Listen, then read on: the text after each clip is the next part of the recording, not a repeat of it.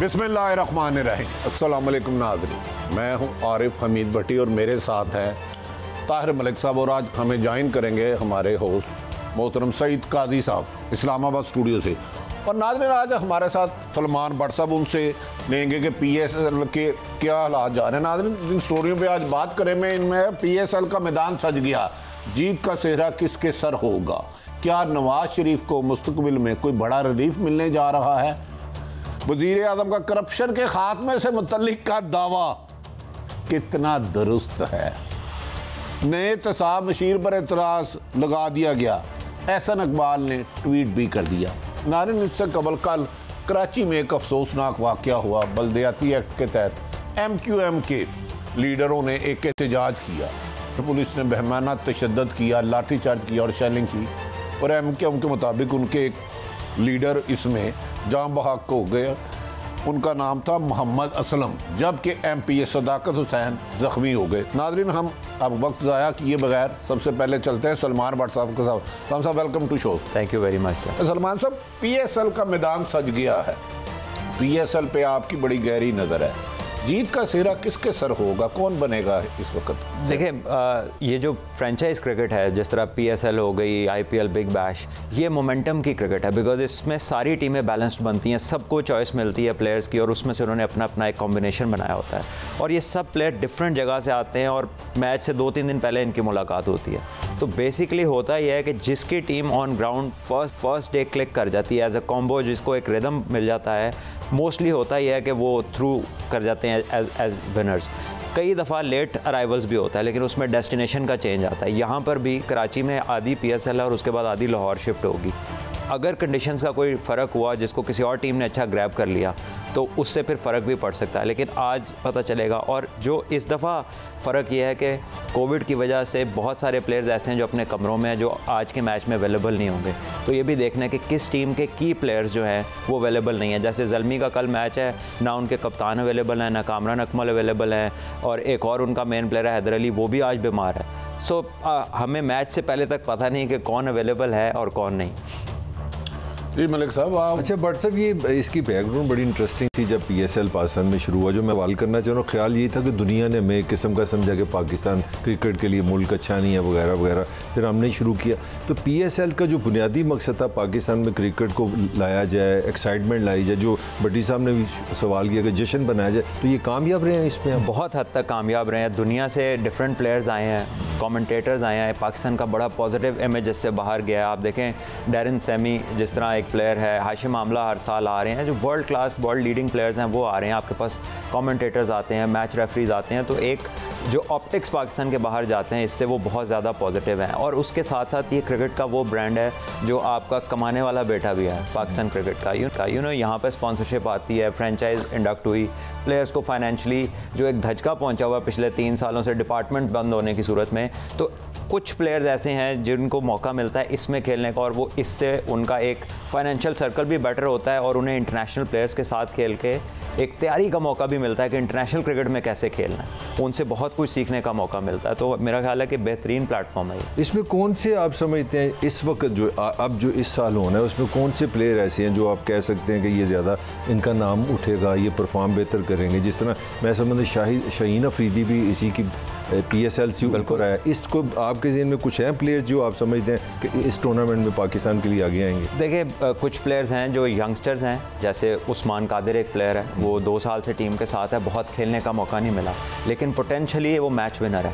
तो अगर वो इस दफ़ा उसको ज़ल्मी ने लिया जहाँ पर कोई और स्पिनर नहीं है तो उसके पास एक ओपन फील्ड है खेलने के लिए, अगर वो अच्छा करता है तो पाकिस्तान के लिए बड़ा मुफीद लेग स्पिनर साबित हो सकता है। इसी तरह अंडर 19 के जो बच्चे हैं, जो एक बड़ा अच्छा रूल है कि हर टीम में एक इमर्जिंग प्लेयर ने खेलना है, वो छोटी उम्र का होगा, तो अगर उसमें से आपको शाहीन मिला था, इस तरह हारिस रऊफ लाहौर कलंदर्स के लिए जो मिला आपको इसके थ्रू मिला, तो इस साल जो 5 नए लड़के हैं अब देखना है कि उनमें से कौन अपने आप को साबित करता है। सब ने मैचेस खेलने हैं और लाजमी खेलने हैं, इसके बगैर टीम कंप्लीट नहीं होती। जी काई साहब हमारे साथ आज हमारे भाई सलमान भट्ट साहब हैं और PSL आपको पता पाकिस्तान की कौम क्रिकेट लवर है और बड़े अरसे बाद क्रिकेट आई है, तो आप इनसे कुछ बात करना चाहें?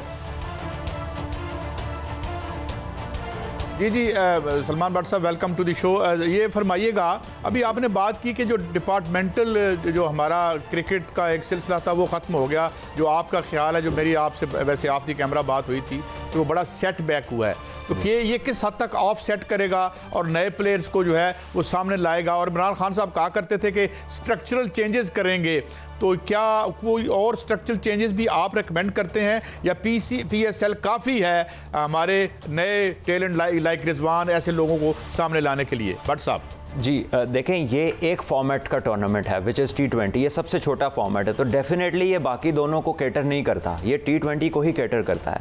और जहाँ तक डिपार्टमेंट्स की बात है, उसकी एक्सप्लेनेशन बहुत लंबी है, लेकिन इन शॉर्ट ये कि जो सिस्टम हम लाना चाह रहे थे वो ऑस्ट्रेलिया का सिस्टम है, और 2.5 करोड़ की आबादी है, और क्रिकेट उनकी 6वीं गेम है, उससे ऊपर 5 गेमें हैं। पाकिस्तान में 24 करोड़ आवाम है, सब क्रिकेटर बनना चाहते, एक ही गेम है और किसी गेम में कोई फ्यूचर नहीं है। सो आप अंदाज़ा लगा सकते हैं कि कितना नंबर ऑफ़ प्लेयर्स है जिसकी अपॉर्चुनिटी चली गई डिपार्टमेंट बंद होने से। कोई 40 डिपार्टमेंट ऐसे थे जिनके पास जॉब्स पे लड़के प्रोफेशनल क्रिकेट खेलते थे। सो उसका कोई बैकअप प्लान नहीं है। इस टाइम पाकिस्तान का जो अर्निंग सर्किट है उसमें टोटल 180 प्लेयर रह गए हैं जो क्रिकेट बोर्ड के साथ कॉन्ट्रैक्ट पे हैं। अच्छा भट्ट साहब, ये PSL में एक प्लस भी है, बड़े पाकिस्तान ने पहले 5 अवार्ड मिले हैं इंटरनेशनल। ये जो 2020 में हम तो माशाल्लाह दुनिया की टॉप पे हैं, ये मेरा ख्याल है, बिल्कुल है, दुनिया को पता है। मगर क्या आप नहीं समझते कि हमारा सारा फोकस 2020 पे चला गया? अब हमारे पास इंतजाम नहीं है, यूनुस जैसी वो डेप्थ नहीं है, 3-3 दिन 2-2 दिन जो पिचों पे खड़े ने, तो वो प्लेयर किस तरह पैदा होंगे जिन्होंने टेस्ट में जिसको आप रियल क्रिकेट कहते हैं, उसके बारे में आप सर अल्लाह का शुक्र पहले तो अदा करता हूँ कि किसी ने इस बारे में बात की है। इस बारे में तो कोई सवाल ही नहीं करता T20 से हट के। तो देखें, जब आप बड़े फॉर्मेट की तैयारी करते हैं ना, तो उसमें रोज़ाना छोटे फॉर्मेट कई दफ़ा निकलते हैं। अगर आप 4 दिन का मैच खेलें तो कई सिचुएशंस उसमें आती हैं, 1 डे की, T20 की, लेकिन छोटे फॉर्मेट से बड़े की तैयारी नहीं होती, और ये बात को हमें समझना पड़ेगा। अभी शोर मचा हुआ दुनिया में, इंग्लैंड काम ख़राब हो गया, एशेज़ में गए हैं, 14 दिन क्वारंटीन किया, 13 दिन में सीरीज़ ही हार गए। वो अपने क्वारंटीन के दिन से भी आगे नहीं निकल सके। सो टेस्ट क्रिकेट में जो टीमें तवज्जो नहीं देंगी, उनकी बाकी क्रिकेट भी ख़राब हो जाएगी इवेंचुअली। तो ये समझने की बात है, इसके लिए इसको काम करने की ज़रूरत है। सलमान, आप क्या समझते हैं, आप वज़ीर आज़म को इस क्या मशवरा देंगे कि पाकिस्तान में नए क्रिकेटर जो हमारे नए हैं, जो अफोर्ड नहीं कर सकते, उनके लिए क्या ऐसा किया जाए कि पाकिस्तान में अच्छे टेस्ट क्रिकेटर आए, 1 डे प्लेयर आए, T20 के प्लेयर आए? क्या ऐसे हुकूमत करे? वो खुद वज़ीर आज़म एक क्रिकेटर है। सर करना तो उन्हें चाहिए डिपार्टमेंट्स को बहाल, लेकिन वो करेंगे नहीं। और मसला ये है कि आपके पास स्पॉन्सर्स नहीं है। पाकिस्तान ऐसी मार्केट नहीं है कि जो 4 दिन की क्रिकेट को स्पॉन्सर करे। तो बेसिकली जो 2 अरब रुपए के करीब PCB हर साल अब खुद खर्चता है, ये 2 अरब रुपया डिपार्टमेंट्स खर्चते थे, इससे ज़्यादा खर्चते थे क्योंकि वो बहुत ज़्यादा नंबर्स में थे, ये तो सिर्फ 6 टीमें हैं। सो आप इस पैसे को मज़ीद क्रिकेट की प्रोजेक्शन पे लगा सकते हैं, उसके ऊपर टूर्नामेंट करा सकते हैं, अपना टूर्नामेंट उसके साथ अलॉन्ग साइड भी रख सकते हैं। उसके लिए उस जो पहले से क्रिकेट चल रही थी उसको ख़त्म करने की ज़रूरत नहीं थी। तकरीबन 600-700 प्लेयर ऐसा है जो कंफर्म प्रोफेशनल प्लेयर था, जो अब कोई लोडर चलाता है, कोई दुकान पे काम करता है, कोई कुछ और। इस सिलसिले में कभी क्रिकेटर्स ने जाके वज़ीर आज़म पाकिस्तान जो खुद क्रिकेट की वजह से पहचाने जाते हैं, उनसे कभी बात की? क्या उन्होंने क्यों ख़त्म की इसको? देखिए, बहुत सारे प्लेयर्स ने बात की। अगर रिसेंट की बात करें तो मैंने खुद उन्हें लेटर लिखा, मेरे से पहले मिसबाह उल हक, मोहम्मद हफीज़, अज़हर अली गए बात करने। उससे भी ऊपर अब्दुल कादिर साहब को अल्लाह जन्नत नसीब करे, उन्होंने मीटिंग में उन्हें फ़ेस टू फेस बोला था कि ये इससे क्रिकेट का नुकसान होगा। इकबाल कासिम साहब ने बोला, बेशुमार क्रिकेटर्स ने बोला, लेकिन वो ये बता दें कि ये इस PSL की वजह से हमारे चंद नौजवान ICCI में बेस्ट खिलाड़ी करार दे दिए। इसका मतलब है इस पे ज़रा और तवज्जो दी जाए तो मज़ीद क्रिकेट में बेहतरी आ सकती है। देखिए, बिल्कुल T20 फॉर्मेट के अंदर तो पाकिस्तान ने बहुत कमाल की परफॉर्मेंस दी है, स्पेशली वर्ल्ड कप में या पिछला पूरा साल अगर हम देखें तो इससे ये जो आपका छोटा फॉर्मेट है वो तो बहुत उसका फ्यूचर सिक्योर है। इससे आपको रेगुलरली टैलेंट सामने आता रहेगा। लेकिन जो दूसरे 2 फॉर्मेट्स हैं उसके लिए हमें काम करने की ज़रूरत है। इसको हमने ऐसे ही जारी रखना और इसमें मज़ीद बेहतरी। देखने वाले को आपके तजर्बे से हम सीखना चाहते हैं। माशाल्लाह सारी टीमें ही PSH की अच्छी हैं, लाहौर कलंदर हो, कराची जुल्मी हो। आप क्या समझते हैं, फाइनल किसको देखते हैं आते हुए? ये तो मैच होगा अच्छा, जो खेलेगा आएगा। मेरा ख्याल है कि ज़ल्मी बड़ी कंप्लीट टीम है, पेशावर, ज़ल्मी और सुल्तान्स, लेकिन मेरा दिल करता है कि अब एक दफ़ा लाहौर भी जीत जाए। अभी तक वो जीती नहीं है, पिछले साल भी बड़ी करीब पहुंची थी, मैं खुद भी उस टीम का हिस्सा रहा हूँ। बट सब कलंदरों का काम जीतना तो नहीं होता, वो तो कलंदर होते हैं। चले रास्ते में जीत जाए। नहीं, आप क्या समझते हैं? जो भट्ट साहब जी सर, आप देखें लाहौर को जीतना चाहिए, क्योंकि देखें ना लाहौर में तो वसीम अकरम प्लस भी हमारे हुक्मरान है वहाँ पे। मेरा एक सवाल ज़रा हट के, आकिब जावेद साहब से बात हो रही थी और उनका बयान भी आया था, वो कह रहे थे कि जो 5 डे क्रिकेट ऑब्सोलीट होने जा रहा है और वो समझते हैं ये अब ना हो और ख़त्म हो जाना चाहिए। एक राय है, अभी तो बड़ी महूम सी है मगर इतने बड़े आदमी की तरफ से आ रही है, आप क्या समझते हैं 5 डे क्रिकेट ख़त्म होने वाला है?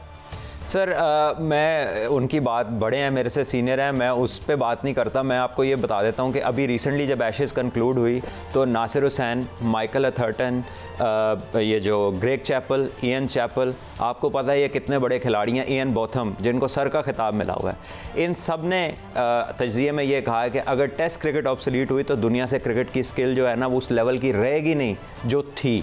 सो इसको प्रिजर्व करना ज़रूरी है। तो अगर चाहते हैं कि यही हमारे सामने गेंद जाए पीछे और तालियां बजती रहें तो फिर यही खेलते रहें, और अगर चाहते हैं कि क्रिकेट में स्किल रहे, खूबसूरती रहे, ये एक आर्ट रहे, तो उसके लिए फिर आपको बड़ी क्रिकेट खेलनी पड़ेगी।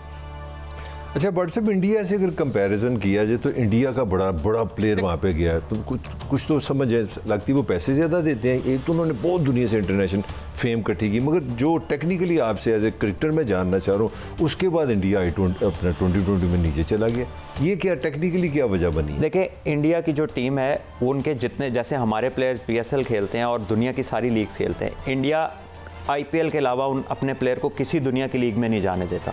सो उनका एक्सपोजर जो T20 क्रिकेट का है वो सिर्फ IPL का है। उनकी फोकस ज़्यादा वनडे और टेस्ट मैच की तरफ है, और टेस्ट मैच में वो पिछले 5 साल से नंबर 1 है, जो क्रिकेट का सबसे बड़ा फॉर्मेट है। से मार पड़ी उनको रिसेंटली, ज़रूर पड़ी है, लेकिन वो कप्तान उनका जो है वो तब्दील हुआ है और उसकी तब्दीली से उनमें काफ़ी उनकी टीम में फ़र्क आया। रोहित शर्मा इंजर्ड थे, कोहली को उतार दिया, नया बोर्ड का सेटअप आया, वहाँ पे भी सियासी मसाइल हैं जिसकी वजह से उनकी परफॉर्मेंस लेटली बहुत गिरी है। दुनिया का बेहतरीन प्लेयर उन्होंने कप्तानी से उतार दिया, वजह भी नहीं बताई, तो आप सोच सकते हैं क्या हो रहा है उधर। अच्छा नाज़रीन, हमारे साथ सलमान भट्ट साहब थे। यकीन है कि PSL की सूरत में एक अच्छी क्रिकेट पाकिस्तानियों को देखने को मिलेगी। PSL में अगर ये तारीफ ना की जाए तो इसमें PSL को लाने में ARY के चेयरमैन, कराची किंग के मालिक सलमान इकबाल साहब का बड़ा रोल है। मुझे यकीन है कि क्रिकेट के लिए वज़ीर-ए-आज़म पाकिस्तान सलमान भट्ट साहब की बात को तवज्जो देकर बेहतरी करेंगे। हमारे साथ ही रहिएगा, मिलते हैं एक छोटी सी ब्रेक के बाद।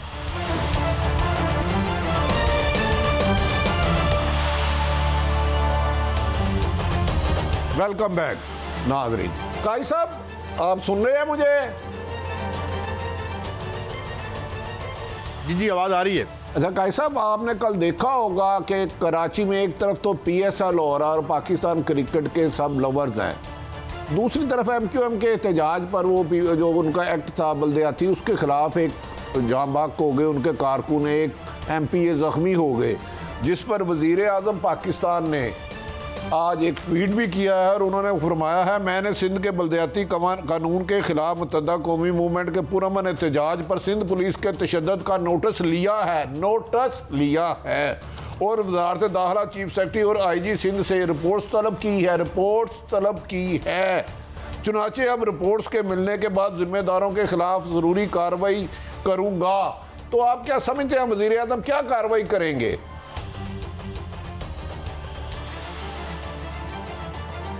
बड़ी साहब, कार्रवाई तो अब 18वीं तरमीम के तहत जो है वो सूबे ही करेंगे और सूबों की एडमिनिस्ट्रेशन सूबों के पास है। लेकिन इसमें अफसोसनाक बात यह है कि देखें, एक जमहूरी अहद में अगर MQM जाहिर है पार्टी है, उसकी एक तारीख है, मैं उसकी बहुत सी बातों से इख्तलाफ नहीं बल्कि उसके जन्म से भी इख्तलाफ रखता हूँ, ज़िया-उल-हक के दौर में ही गालिबन हुआ था, मगर अब वो एक पॉलिटिकल पार्टी है। तो इस अगर जमहूरी हुकूमतें भी जो हैं वो पुरअमन एहतजाज में लोगों को मारेंगी तो ये एक बड़ा गलत, और पीपल्स पार्टी से तो हम बिल्कुल तवक्को इसलिए नहीं करते कि इसने हमेशा डेमोक्रेटिक स्पेस जर्नलिज्म में बेपनाह तनकीद की हमने, और आप जानते हैं कि इन्होंने कभी हमें धमकियां नहीं दी जिस तरह बाकी लोग देते हैं। तो मैं इनसे ये एक्सपेक्ट नहीं करता था कि वहाँ एक वर्कर जो है वो जहाँ भाग हुआ, लोग ज़ख्मी हुए, तो मेरे ख्याल में इन्हें ये अच्छा तर्ज अमल नहीं है। और हम पीपल्स पार्टी से हमारे अब 100 इख्तलाफात हो गए हैं, क्योंकि हम मजदूरों की पार्टी हुआ करती थी, अब सरमाएदारों की पार्टी है, मगर कम अज़ कम ये जो है वर्करों पर तशद्दुद वाला मामला जो है इसको जस्टिफाई करने की सईद गनी साहब ने कोशिश की, मगर वो कोई अच्छी कोशिश मुझे नहीं लगी। भट्टी साहब। अच्छा मलिक साहब, ये पीपल्स पार्टी एक जदोजहद की जमात है, जुल्फ़कार अली भट्टो की जमात है, मोहतरमा शहीद बेनज़ीर भट्टो की जमात है। और इन्होंने जमहूरियत के लिए बहुत ज़्यादा कुर्बानियाँ दी हैं। और MQM भी एक सियासी जमात है, पुरअमन एहतजाज करना हर जमात का हक है। तो क्या बेहतर ये ना होता कि पीपल्स हुकूमत सिंध कोई ऐसी पॉलिसी बनाती कि ये टकराव ना होता, जिसमें मासूम बच्चे भी थे, MQM के एहतजाज में ख़वातीन भी थी, बुजुर्ग भी थे। बेहतर ना ये होता कि इसको मुज़ाकरात के जरिए हल किया जाता। देखिए वो भट्टी साहब, सियासत बड़ी एक मतलब उसमें एक जुल्म भी है, आप खुद गर्जी भी होती है। असल में थोड़ी सी इसकी बैकग्राउंड समझनी पड़ेगी। हो क्या रहा है, हो यह रहा है कि जो नया एक्ट बना है ना, जो उन पर इल्ज़ाम लगाया, आपको पता है कि जमात इस्लामी ने ऑलरेडी धरना किया हुआ है। पीपल्स पार्टी की प्रॉब्लम है क्या?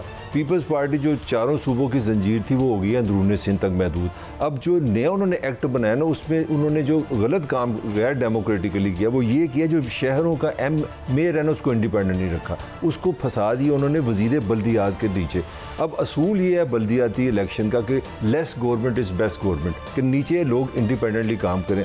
अब MQM का मसला पॉलिटिकली क्यों बना है? क्योंकि जो ये कोई मतलब मैं कोई खुदा न खासा तकसीम की बात नहीं करता, ये पाकिस्तान की आबादी है, शहर जो है ना वहाँ पे ज़्यादा MQM का असर है, उर्दू स्पीकिंग लोग ज़्यादा है। अब आप चला जाएँ हैदराबाद चले जाएँ, सखर चले जाएँ, आप कराची चले जाएँ, शहर में वो डोमिनेट करते हैं। अब उनको ये नज़र आ रहा है कि अगर ये बिल मंजूर हो जाता है तो कल को हम मेयर भी बनेंगे तो ना हमारे पास पैसे होंगे, ना हमारे पास इख्तियारात होंगे। तो असल लड़ाई ये है। सेकंड मैं कमेंट करना चाह रहा हूँ, उस पर आप भी बोलिएगा।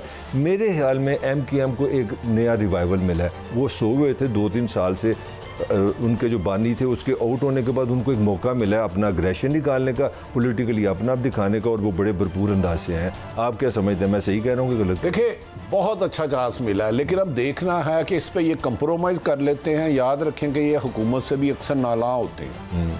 और एक तो मेरा ख्याल है पीपल्स पार्टी जमहूरी हुकूमत है। कादी साहब मैं आपसे भी मुखातिब होऊंगा। एक तरफ हमारे वज़ीर आज़म से लेके अपोजिशन लीडर जमहूरियत के दावे करते हैं कि हम निचली सतह तक अख्तियारात देंगे, तो कराची जैसा शहर जो पाकिस्तान का दिल है, अगर उसके ही मेयर को आप बेख्तियार कर देंगे तो फिर मुझे बताएं ऐसे बल्दियाती इलेक्शन का क्या फ़ायदा होगा जब ग्रास रूट्स तक इसके असरात ही ना जाएंगे। भट्टी साहब यहाँ लड़ाई यही होती है, इसमें जो हकूक तलफ नहीं हुए वो ठेकेदार जो होगा वो उसके हकूक जो हैं वो प्रोटेक्टेड होंगे, भले उसको ठेका मेयर से मिले या सूबाई गवर्नमेंट से मिले।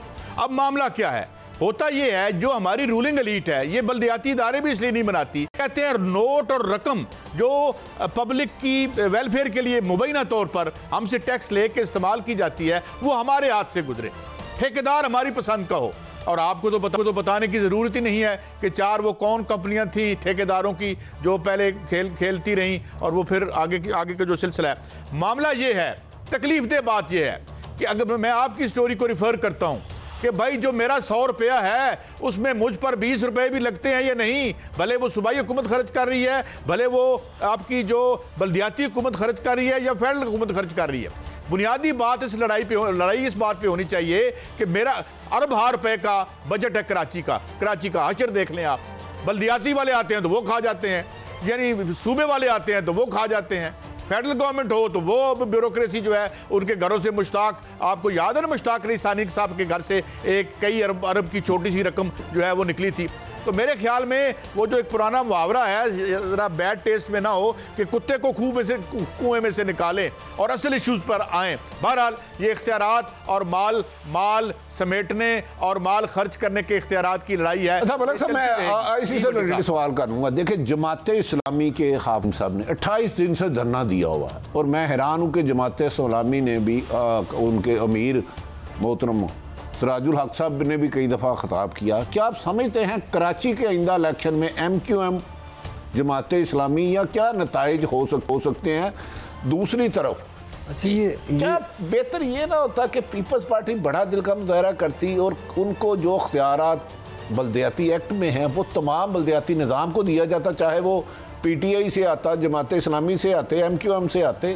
क्या ये थोड़ी सी क्या है? भट्टी साहब, अब मैं उस जनरेशन से हूँ जिसने पीपल्स पार्टी का रूज देखा। ये पंजाब सारा पीपल्स पार्टी का था। पाकिस्तान में मतलब जो एक नेशनल पार्टी थी, मैंने तो आगाज़ में ही आपको बताया कि सबसे अफसोसनाक बात यह है कि एक मुल्क की जो जमात, इसने 5 दफ़ा पाकिस्तान में फेडरल हुकूमत बनाई है, अब वो अपने आप को अंदरूनी सिंध तक महदूद कर गई है। ये बिल्कुल नॉन पॉलिटिकल सोच है कि आप शहरों पर कब्जा करना चाहिए। जो मैं आपसे सवाल करना चाह रहा हूँ, जो मुझे चीज़ एक बॉदर कर रही है कि क्या हमारे प्राइम मिनिस्टर साहब की ये जो उन्होंने 2 दफ़ा मैं का लफ्ज़ इस्तेमाल किया कि मैंने नोटिस ले लिया, मैं फ़ैसला करूँगा। मेरा आपसे सवाल है कि ये 18वीं तरमीम की क्या आपको समझ है? हमारे फेडरल, हमारे जो चीफ़ एग्जीक्यूटिव, उनको ये पता नहीं है कि पाकिस्तान की 18वीं तरमीम के बाद लॉ एंड ऑर्डर सूबे का इशू है? तो क्या वो ये जो अल्फाज हैं ये क्या बता रहे हैं? ये गुस्सा बता रहे हैं कि कंट्रोल बता रहे हैं? मेरा ख्याल है गुस्सा भी और बेबसी भी है। बड़ी बदकिस्मती है जो कादी साहब ने फरमाया जमहूरियत चंद ठेकेदारों की लूट मार का नाम रह गया। 18वीं तरमीम के बाद लॉ एंड ऑर्डर सिर्फ और सिर्फ सूबे का काम है। ये मेरा सवाल है। इसमें प्राइम मिनिस्टर साहब इंटरफेरेंस नहीं कर सकते। आपको याद होगा सिंध में पाकिस्तान पीपल्स पार्टी ने एक IG साहब को तब्दील करना चाहा तो वज़ीर आज़म पाकिस्तान और एस्टेब्लिशमेंट ने उन्हें नहीं दिया। लाहौर में पंजाब के मेरा फिर आपसे सवाल है कि वो IG वापस बुला सकते? मैं टेक्निकली पूछ समझना चाह रहा हूँ, वो क्या कर सकते हैं? कानूनन वो कुछ नहीं कर सकते, उनसे रिपोर्ट्स मांग सकते हैं। अच्छा, IG ही रिपोर्ट भेजेंगे आइन और कानून के किसी को सजा दे सकते? जो टोन है वो तो बड़ी सख्त है। देखें, अगर कोई गिल्टी करार दिया ही नहीं जाएगा तो सजा कैसे दे देंगे? एक इंतकाम में आके गुस्से में आया कि IG को करेंगे तो वो नामुनासिब काम होगा। ये काम मियाँ नवाज शरीफ साहब ने किया था जब मोहतरमा बेनज़ीर भुट्टो वज़ीर आज़म थी, तो वो लाहौर एयरपोर्ट पर आती थी, लेने नहीं जाते थे। मेरा ख्याल है इस पर वज़ीर आज़म पाकिस्तान, क्योंकि इमरान खान साहब एक जमात के वज़ीर आज़म नहीं है, मुल्क के हैं, उन्हें वज़ीर आला सिंध से बात करनी चाहिए थी। उन्हें कहें जी इसमें हक़ायक़ की रिपोर्ट्स मुझे भेजें ताकि सिंध को भी ये तासुर ना जाए कि वफाक पार्टी बनी हुई है। कादी साहब, ये तो बात हो गई।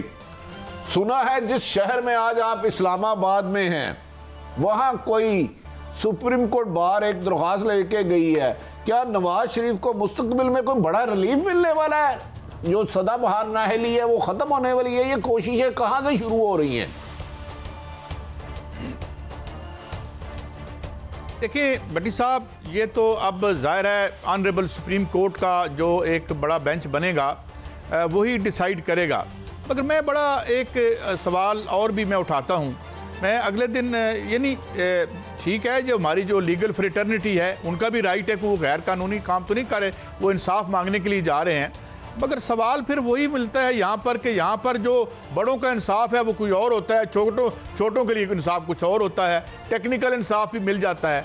कल मैं सुन रहा था FBR के साबिक चेयरमैन कुछ अर्सा रहे कि भाई आप मुझे ये बताएं कि एक आदमी फुल टाइम जॉब है प्राइम मिनिस्टर ऑफ पाकिस्तान और वो नौकरी दुबई में भी कर रहे हैं और उनके हकूक मुबैना तौर पर जो गस्ब हुए हैं उनके लिए हम मरे जा रहे हैं। और फिर अकामे का जिस पे हमें डूब के मर जाना चाहिए उसको हम फख्र से बयान कर रहे हैं कि जी तनख्वाह ना लेने पर, which is wrong, which is a lie, झूठ है। अगर अकामे से तनख्वाह आप ना लें, अकामा कैंसिल हो जाता है दुबई के कानून के मुताबिक।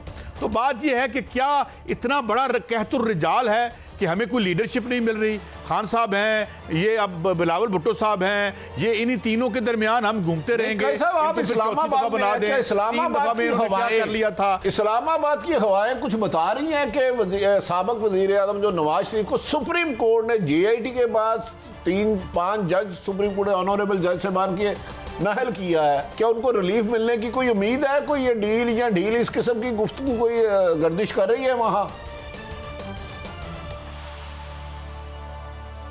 देखिए, यहाँ बहुत सी अफवाहें गर्दिश कर रही हैं और अब चूंकि रिपोर्टिंग का ज़माना कम रह गया, आपसे बेहतर कौन जानता है, अफवाहों का ही ज़माना है।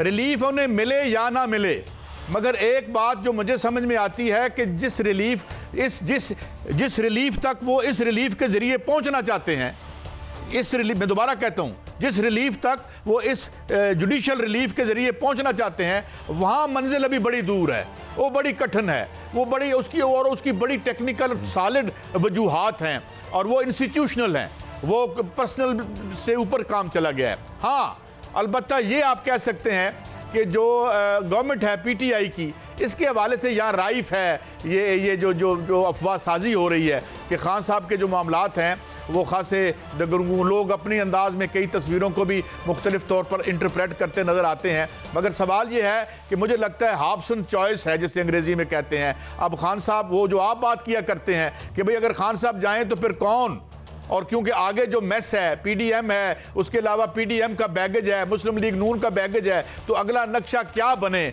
तो एक बड़ी ही एक यूं समझ लें अनार्की सी है एनालिसिस में भी और हालात में भी। मैं मलक साहब से पूछना है, मैंने सुना है एक अहम तरीन शख्सियत इस्लामाबाद की बड़े ज़हनी दबाव में है और बड़ी तल्ख सी गुफ्तगू कर रही हैं। कोई इस किस्म की इतलात आई है कि कोई दबाव में कोई अहम तरीन शख्सियत लग रही है और किसी बड़े फैसले के लिए लाहे अमल भी बना रहे हैं या मुशावरत भी कर रहे हैं? इस किस्म की इतलात आप तक पहुंची हैं? भट्टी साहब, जो फरवरी का महीना है इसकी बातें कुछ लोग साफ्ती हलकों में भी, आप जानते हैं मेरा हुक्मरानों से तो इतनी मुलाकात मुझ जैसे खाक नशीन की कहाँ होती है, मगर जो उड़ती उड़ती हम तक पहुंचते हैं फरवरी की बातें लोग कर रहे हैं। मगर मैं इसको भी ज्यादा इसलिए नहीं समझता कि हम एक ऐसे ऐद में हैं कि जहां जिन लोगों ने अहम फैसले करने हैं वो सुबह करते हैं, शाम को अपने फैसलों से डर जाते हैं। तो ये इस तरह का माहौल चल रहा है। आप मेरी सुन लें, देखिए आप हैं हमारे साथी हैं, मुझे पता है कि अगर वो काजी साहब इस्लामाबाद गए तो इसका मतलब नहीं कि लोगों का हक मैं छीन लूँ। मेरा आपसे सवाल है कि ये किस पे तनाव है, कौन सी पर्सनैलिटी है, और ये को आप छोटी सी बात नहीं कर रहे। कुछ मैं भी तो इसमें एक दो कमेंट करना चाह रहा हूँ कि कल बड़े बड़े लोगों की मीटिंग्स भी हुई हैं और एक अजीबोगरीब फिजा इस मुल्क में कि अदम एतमाद आ सकता है, कोई इस्तीफ़ा हो सकता है, कोई किसी को कुछ कर सकता है। तो ये हो क्या रहा है सारा, ज़रा समरी करें। मलिक साहब, आपने अपनी जान छुड़ा ली, उस मीटिंग के कोई खातर हार नताइज नहीं निकले। अच्छा, कुछ रोज़ कबल अहम तरीन शख्सियत स्ट्रेस में थी, उन्हें फिर तो स्ट्रेस है किस चीज़? जो रेस्ट की गोलियां उसको क्या कहते हैं? दबाव है, परेशानी। अब सुकून की गोलियां कह लें, खून की गोली खा के। मेरा सवाल है स्ट्रेस क्या है? खून की गोली खा के नींद की आगोश में जाना पड़ा।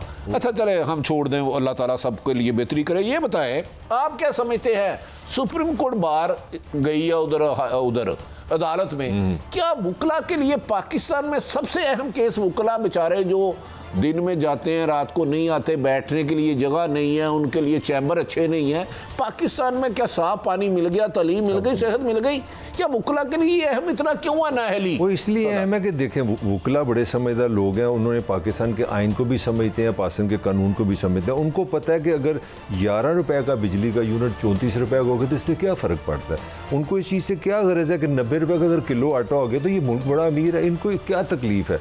तो मैं समझता हूँ कि अगर आप डाटा बोलना शुरू करें, वो काजी साहब को इन कर लें, तो आप अपनी हमारी जो माएँ हैं जो बच्चे पैदा करती हैं 60% में उनके अंदर वो खून नहीं है, वो उनके हड्डियों में वो जान नहीं है कि वो हेल्दी बच्चा पैदा कर सके। इस मुल्क का 50% जो बच्चा उसका कद ही पूरा नहीं हो रहा क्योंकि वो उसका खाना पूरा नहीं हो रहा। और इस मुल्क का आइन कहता है, ये सुप्रीम कोर्ट बार से मैं बात कर रहा हूँ, इस मुल्क का आइन कहता है कि जो बच्चा पाकिस्तान में पैदा होगा उसकी तालीम का हक रियासत की जिम्मेदारी है, उसकी सेहत का हक रियासत की जिम्मेदारी है। और शायद इस बार को पता नहीं है 3 करोड़ पाकिस्तानी बच्चा गलियों में आवारा गर्द है, उस पर जुल्म हो रहा है, उस पर जिस्मानी तशद्दुद हो रहा है, जिनसी तशद्दुद हो रहा है, वो साइकिलों पे काम कर रहा है, रियासत को पता नहीं, और उनको नवाज शरीफ का मसला हो गया। अच्छा कैसा, मैं यही आता हूँ आपके पास। एसर भूम साहब ने मुशर्रफ दौर में बड़ी जद्दोजहद की, कोई शुबा नहीं।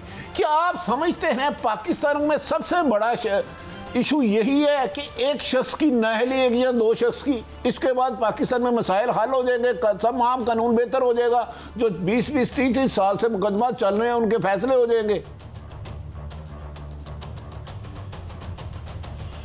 भट्टी साहब, मैं तो यहाँ पर तो अगर ये भी मैंने पहले भी कहा था, आज दोहरा देता हूँ कि ये तो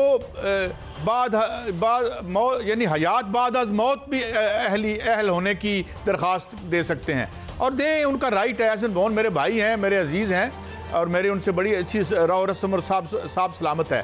मगर आप ये समझ लें कि जो हमारी हुक्मरान इशराफिया है वो आपस में बटी हुई है और उसमें कुछ इदारे इधर टिल्ट देते हैं, कुछ इधर टिल्ट देते हैं।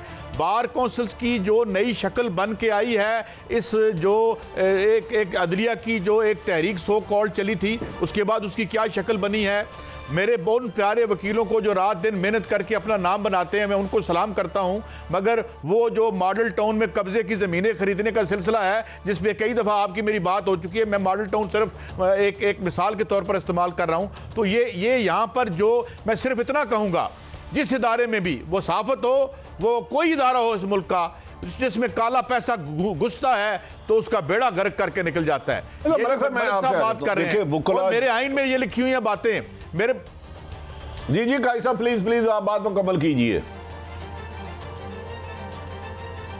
मैं ये कह रहा हूं कि ये जो बात कर रहे हैं कि बच्चों की स्टेंटेड ग्रोथ है, बल्कि मैं एक और आपको बात बताऊं, पाकिस्तान के 47% बच्चे अपनी जिंदगी की जंग अपनी मां की कोख में हारना शुरू कर देते हैं जब 5 में से 3 माएँ खून की कमी का शिकार होती हैं। इस पे कभी कोई रेट नहीं आएगी, इस पे कभी कोई बात नहीं करेगा। अलबत्ता एक बात किसी भी मुल्क में जमहूरी हुकूमत में रीढ़ की हड्डी होती है। पाकिस्तान में जमहूरियत में बहुत मुकाम वुकला बरादरी का, इन्होंने बहुत कुर्बानियां दी हैं और हम उसके अवेट। तो क्या आप नहीं समझते कि वुकला को अगर ये कोई इशू उठाते, वुकला बरादरी के लिए उठाते, उनके लिए कोई हाउसिंग सोसाइटी कहते, चैम्बर का लिए कहते, साफ पानी की लिए जाते, तालीम के लिए जाते, सिर्फ इस इशू को लेके जाना, क्या वुकला बरादरी के बाकी मसाइल नहीं है? हमारे बहुत सारे वुकला भाई ऐसे हैं जिनके पास बैठने के लिए जगह नहीं है, ये मैं ईमानदारी से कह रहा हूं। मैं बड़ा आपसे एग्री करता हूं और मैं समझता हूं आपने बड़ा वैलिड पॉइंट उठाया और मेरी भी सारी मोहब्बतें रिस्पेक्ट वुकला के लिए, मुझे अच्छा लगता कि ये इज्तिमाई किसी पर्पज़ पे जाते। मुझे एक और कमेंट मैं आपसे चाह रहा हूँ, मुझे चौधरी शुजात में एक बड़ी ख़ास विजडम नज़र आ रही है।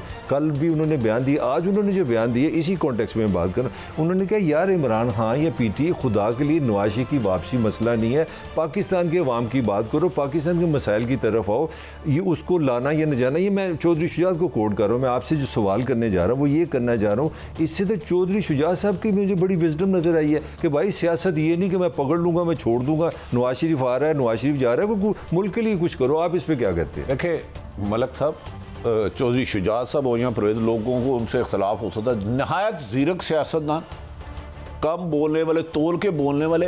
ये इस मुल्क का इशू नहीं है कि नवाज शरीफ नहीं आ रहा, सही है। इस मुल्क का इशू नहीं है कि आपने 500 बंदों को पकड़ के गिरफ्तार कर लिया, इस मुल्क का इशू है आप उन्हें तालीम, सेहत, रोजगार, इंसाफ दें। आप इस मुल्क को दिवालिया होने की तरफ ले जा रहे हैं और इंतकाम पे लगे हुए हैं। आपने चेयरमैन शहजाद अकबर की जगह रख लिया जो किसी के लिए कॉलम लिखते थे। इससे अवाम की बेहतरी क्या है मुझे नहीं समझ आ रही। अगर इमरान खान ने चौधरी शुजात के मशवरों को गौर से ना सुना तो पुलों से पानी गुजरने वाला है। इमरान खान साहब के नीचे जो जमीन है वो डगमगा रही है। मैं आपसे और काजी साहब आपसे भी सवाल है, पहले काजी साहब आप भी सुन ले बट्टी, मेरा ज़िमनी सवाल है। कल बड़े टेक्निकल कमेंट दिया, एक सेकंड, वो परवेज इलाही साहब ने कहा कि हमें ऐसे लग रहा है जैसे हमें अपोजिशन की तरफ आप धकेल रहे हैं उनकी तरफ, तो डू यू सी के इत्तेहादी कोई कश्मकश में? दोनों से आपसे सवाल है। मैं काजी साहब इसके बाद आपके, जब आपकी मुंतखब नुमाइंदे स्पीकर हैं, आप कोई अहम तरीन शख्सियत पंजाब की, अफसरों को फ़ोन करें इसका काम नहीं करना, इसको लटका दो, इंतकामी कार्रवाइयाँ करें और आपके हो भी इत्तेहादी, तो फिर आप पीछे ही धकेल रहे हैं। जी काजी साहब आप फरमाइएगा। देखें, चौधरी शुजात हुसैन साहब को मैं बड़ा फ़ैन हूँ और वो बहुत वाकई बहुत ज़ीरक और ज़हीन आदमी है। आपने उनका फ़िक्रा शायद आपने देख नहीं पाए होंगे। उन्होंने कहा है कि वज़ीर आज़म साहब यहाँ पर जो खुद वज़ीर आज़म के उम्मीदवार हैं वो चाहेंगे कि मियाँ नवाज शरीफ साहब वापस आ जाएं। ज़रा गौर फरमाएं उनकी कितनी पेनिट्रेटिंग है कि भाई यहाँ पे जिस तरह आपने बताया फलां भी मिल आया है, फलां भी मिल आया है, फलां भी मिल आया है, तो क्या इस कैफियत में ये लोग चाहेंगे कि मियाँ साहब वापस आ जाएं? और फिर उन्होंने खान साहब को कहा कि हुजूर इनको छोड़ें, आप आगे कुछ लोगों के मसाइल को देखें, आखिरी साल आपका आगे। जी बड़ी अच्छा, हमारे एक दोस्त हैं काजी साहब, काजी सईद साहब, उनका और मेरा ख्याल है कि नवाज शरीफ मुल्क में नहीं आएंगे, लेकिन वज़ीर आज़म इमरान खान के सर से ये बात क्यों नहीं पीछे हटती कि वो नवाज शरीफ को छोड़ दे? वो इश्तिहारी हैं, सजा याफ्ता हैं, आएंगे तो कानून के मुताबिक गिरफ्तार होंगे, क्यों वो इस बात को अपने ऊपर सवार रख रहे हैं? आप क्या समझते हैं? देखिए, मुझे लगता है कि जो खान साहब की एक अंडरस्टैंडिंग थी और जो मुक़्तदर इदारों से कोई कभी कभी हमें खबरें मिलती हैं या कुछ तासुर मिलता है, उन्हें लगता है कि इस जो एक शुरू हुआ था सिलसिला इन जराइम को सामने लाने का, इन कार्टल्स को सामने लाने का, तो उन्हें लगता है कि रियासती जो स्ट्रक्चर्स हैं उनको इमरान खान साहब को वहाँ से वो सपोर्ट नहीं मिली कि जो एक क्लींजिंग का एक ऐड शुरू करने की वो कोशिश कर रहे थे।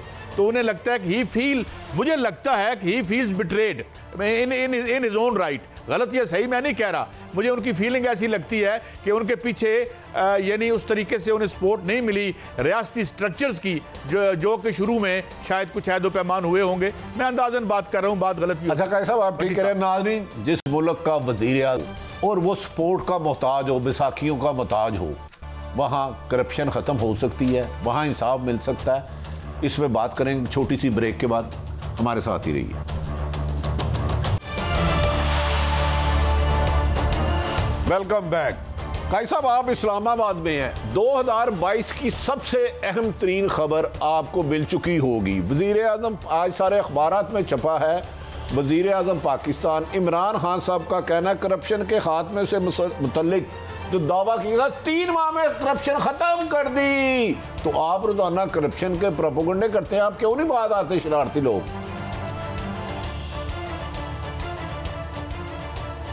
मुझे नहीं पता उन्होंने ये कैसे इसको कहाँ से ये फिगर लिया है। मेरा नहीं ख्याल कि ये स्टेटमेंट ऑफ फैक्ट है।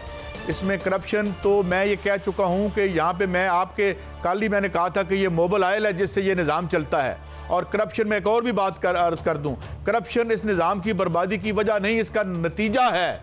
ये निज़ाम होगा तो करप्शन होगी, ना निज़ाम बदला ना करप्शन ख़त्म हुई। लिहाजा निज़ाम बदलेंगे तो करप्शन ख़त्म होगी। क्योंकि आप किसी दफ्तर में LDA में आप मेरे साथ बैठे थे ना, 1-2 डिपार्टमेंट्स के लोग आए थे जिन्होंने अंदर की कहानियाँ हमें सुनाई थी। आपके पास मुझसे ज़्यादा कहानियाँ हैं। तो एक जगह पे एक फाइल निकलवाने के लिए 7 चपड़ासी खड़ा होता है कि जो हो की गल काम नहीं हो रहा, दे ना मैंने 5000 तो मैं फाइल इंशाल्लाह आपको कापी करा के दे देता हूँ। ये सारी हैं जो कॉमन नॉलेज है, मैं कोई यहाँ पे स्टोरी नहीं फोड़ रहा, सबको इल्म है। तो ये खत्म तो उस वक्त तक नहीं होगी जब तक इस निज़ाम की ग़िज़ा ये करप्शन का माल रहेगा, जब तक हम इलेक्शन जो है वो जुए के पैसे से लड़ेंगे, और जब तक इलेक्शन जो है हम कब्जे के पैसे से लड़ते रहेंगे। सफ़ेद जमहूरियत के लिए सफ़ेद धन से लानी पड़ेगी, काले धन से जमहूरियत लाएंगे तो वो काली रहेगी। जमहूरियत गलत नहीं है, सूबाई दारुल हुकूमत है पंजाब का। जी, पंजाब का आप लोग फिर हुकूमती इदारों के या तर्जुमान आप लोगों से सही नाराज रहते हैं। वज़ीर आज़म कहते हैं पहले 3 महीनों में उन्होंने करप्शन का खात्मा कर दिया था। तो फिर आप लोग क्यों प्रॉब्लम है भैया? आपको अगर करप्शन है ही नहीं, इसका मतलब है महंगाई भी नहीं है, इसका मतलब है बेरोजगारी भी नहीं है, इसका मतलब है यूरिया खाद ब्लैक नहीं हो रही, चीनी की जो स्कैंडल था वो भी झूठा था, रिंग रोड का स्कैंडल भी झूठा था, गंदुम का स्कैंडल भी झूठा था, जो हमजा शहबाज साहब कहते हैं DC DPO लगने के पैसे देते हैं, ये सब झूठा। आप क्यों हुकूमत के खिलाफ है इतने यार? 3 माह में एक आदमी ने 70 साल का गंद साफ कर दिया। इमरान खान ने करप्शन ही खत्म कर दी। मैंने तो कहा हमें ना खत्म कर देंगे। मुझे ऐसे लगा कि इमरान खान साहब जो है ना, इश्यूज़ की जाने के बजाय वो मीडिया से चीज़ें देखते हैं। उनका हमेशा ख्याल आता है कि ये जो करप्शन का इशू है, ये हुकूमत की कारकर्दगी का इशू, ये सारा मीडिया पे है, और वो समझते अगर मीडिया चुप हो तो मसला ख़त्म हो जाए। मैं आपको छोटी सी बात बताऊँ, 2 साल पहले जो आपने सारा जिक्र कर दिया, उसमें मीडिया कहाँ गया? पंजाब हुकूमत का ये असेसमेंट था, ये नालायकी और करप्शन दोनों बहनें होती हैं। आपने हमें कहा कि यार इस मुल्क में चीनी बहुत ज़्यादा है। चले एक ही केस ले लें, आपने कहा जी 3 अरब की सब्सिडी, यानी कि आपके टैक्स से 3 अरब लेके ना वो गंदम चीनी आपने बाहर भेज दी। हमने कहा चलो अच्छा यार इस मुल्क को डॉलर मिलेंगे। फिर एकदम आपको सर पकड़ ली हुई, चीनी तो हमारे पास है नहीं। फिर मेरा सर मेरी जूतियाँ, फिर वो डॉलर लगा के मैंने चीनी वापस ली और चीनी भी डबल हो गई। ये किस मुल्क में हुआ है? ये आप उसका नाम बता दें। पिंडी की खबर आपने 10 दफ़ा इस चैनल पर आपने दी है जो हुआ है आपके साथ। LPG आपने लेट की, उसकी सज़ा किसको मिली? उसकी सज़ा मुझे मिली है। आपने रावी का जो शहर बनाना था वो आपकी कोर्ट ने कहा कि भाई आपका जो प्लान ही ठीक नहीं, इसमें रूल्स ठीक नहीं है। कहाँ मैं आपको बताऊँ? अच्छा एक कमेंट मेरा ले लें, मुझे बताने भट्टी साहब, आप खुद चैनल हेड है, अल्लाह ताला आपको मजीद तरक्की दे। अगर आप 3 साल में मेरे जैसे यहाँ पे 25 बंदों को बदल दें कि ताहिर मलिक भी फेल, वो भी फेल, काजी को भी निकाल दो, इसका क्या मतलब है? इसका मतलब है समथिंग इज रॉन्ग। कादी साहब आप बताएं, ये हुकूमतों के जो सेक्रेटरी होते हैं, तर्जमान या जो बड़े बड़े ओहदे लेते हैं, वो सख्त आपसे नाराज है, कहेंगे इश्तिहार बंद कर देंगे, इस पर पर्चा करा दो। आप लोग अगर महंगाई करप्शन ख़त्म हो गई है, आप लोग कहीं मरीख पे तो नहीं रहते? आप क्यों अक्कासी गलत करते हैं पाकिस्तान के निज़ाम पर? भट्टी साहब, कैसे करप्शन खत्म हो सकती है, मुझे आप बताएं ना। वज़ीर आज़म फरमा रहे हैं, मैं तो आपसे राय ले रहा हूं। अपने तबकाती वजूद को कायम ही नहीं रख सकती। नहीं, मैं ये अर्ज कर रहा हूं कि ये अपना तबकाती वजूद करप्शन के बगैर खत्म हो जाए। मुझे बताएं, हमजा शहबाज साहब ने बिल्कुल ठीक कहा कि ये हो रहा है जनाब, ल्यूक्रेटिव पोस्टिंग के लिए पैसे लगते हैं। आज के लग रहे हैं। कल जिन होटलों की आपने बात की जहां से ये आपके ममनुआ चीज़ें हम मुसलमानों के लिए गैर मुसलमानों के लिए बिकती हैं और फिर वो मुसलमानों के पास ही पहुंच जाती हैं, वहां पर जो कब से पोस्टिंग जो है पैसों से नहीं हो रही, ये मुझे बताएं। एक्साइज में कौन सी लिक्विडेटिव 11-11, 12-12 ग्रेड के लोग जो हैं, आपको याद है एक मजाक हुआ करता था कि ज़रूरत रिश्ता का इश्तिहार आता था तो कस्टम या एक्साइज डिपार्टमेंट के जो एक पीएन है उसको रिश्ता दे देते थे, नीचे लिखा होता था लेक्चरार हजरात से माजरत के साथ। तो मेरा मतलब ये है, हमारे पास वक्त कम है, इस्लामाबाद में आपकी मौजूदगी का हम फायदा उठा रहे हैं। हुकूमत को भी एहतसाब से मुतमिन नहीं है, अपोजिशन भी नहीं है। एहसन इकबाल साहब आपके दोस्त का कहना है, उन्होंने एक ट्वीट किया है, इमरान नियाजी का एक सीनियर रिटायर्ड फौजी अफसर को अपना एहतसाब का मशीर लगाने का मकसद सिक्योरिटी इदारे के इमेज को मुतनाज़ा बनाना है और इसके नाम को अपने इंतकामी एजेंडे के लिए इस्तेमाल करना है। ये इकदाम वही नताइज देगा जो सीनियर रिटायर्ड फौजी अफसरान टीवी पर आकर देते हैं। नहायत ही काबिल मजम्मत है। क्या वजह है अगर ये जो नए साहब लगाए हैं ब्रिगेडियर साहब, इससे भी अपोजिशन क्यों खौफजदा है? भट्टी साहब, पहली बात तो ये कि तो प्रीरोगेटिव तो प्राइम मिनिस्टर का है। गलत तो अगर लगाएंगे तो कल नतीजा भुगतेंगे। कल जो है क्या कौन से मेरिट पे यहाँ पर बंदे हमें लगाते रहे हैं? ज़ाती मुलाजमत की हद तक खुशामद करने वाले लोगों को ओहदे मिलते रहे। यहाँ पे बैठ के इंटरव्यू कंडक्ट होते थे।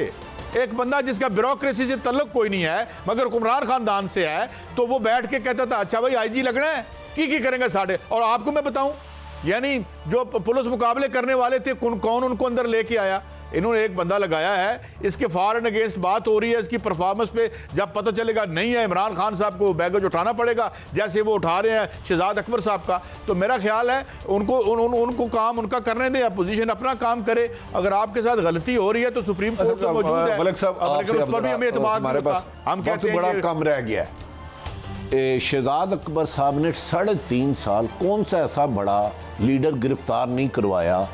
अब रिटायर्ड ब्रिगेडियर मुसद्दक साहब आके वो नताइज इमरान खान सबको दे देंगे, वो चाह रहे हैं, वो क्या ऐसा करेंगे? ये मुशर्रफ दौर में थे, उनके बड़े करीब थे, थोड़े से कालम शालम भी लिखे हैं, कुछ लोगों के खिलाफ बड़े लिखे हैं और बड़े पसंदीदा हो गए हैं। तो ये मेरिट है आपके पास? देखिए भट्टी साहब, जो असल पाकिस्तान का जो मेरी भी तवक्को थी वो इमरान खान साहब से ये थी कि ये निज़ाम में इस्लाहात लाएंगे। आज उन्होंने फरमाया कि इस मुल्क में कानून हर एक के लिए नहीं, इंसाफ नहीं। मैं कई दफ़ा कह चुका हूँ, बाज़ औक़ात मुझे लगता है कि इमरान खान साहब भूल जाते हैं कि वो प्राइम मिनिस्टर हैं। अल्लाह ताला ने उनको पार्लियामान दी है, कानून बनाने की ताकत दी है, उनको मेजॉरिटी दी है कि इस मुल्क को बदलें। तो असल में ट्रेजिडी हमारी ये हुई कि हमने कई इस्लाहात नहीं की, हमने पुलिस में नहीं इस्लाहात की, हमने लॉ में नहीं की, हमने एहतसाब में नहीं की। अब एहतसाब का एक यूनिवर्सल फार्मूला है, एहतसाब जो मर्जी हो, जब तक आप न्यूट्रलिटी, आप गैर जानबदारी उसमें नहीं ना लाएंगे, एहतसाब नहीं हो सकता। तो इमरान खान साहब को सोचना ये चाहिए कि उनको अल्लाह ताला ने ये जो जिम्मेदारी है एहतसाब की, उसके लिए गैर जानबदारी। मलिक साहब, आप बहुत अच्छी गुफ्तगू कर रहे थे, दिल तो नहीं कर रहा था टाइम खत्म करने का, क्योंकि काजी सईद साहब के बगैर हम नाज़रीन, बड़ा अफसोस है कि वज़ीर आज़म ने 3 माह में पाकिस्तान में करप्शन ख़त्म कर दी। हमें यकीन है कि सहाफ़ी भी ढूंढेंगे। अगर करप्शन ख़त्म हो गई है तो हमारा फ़र्ज़ है आप तक सच पहुँचाना। लेकिन वज़ीर आज़म साहब, आप मरीख में तो नहीं रह रहे, ये ज़रूर इस्लाह कर दीजिएगा। ज़िंदगी रही तो अगले प्रोग्राम में मुलाकात होगी। अल्लाह के सुपुर्द।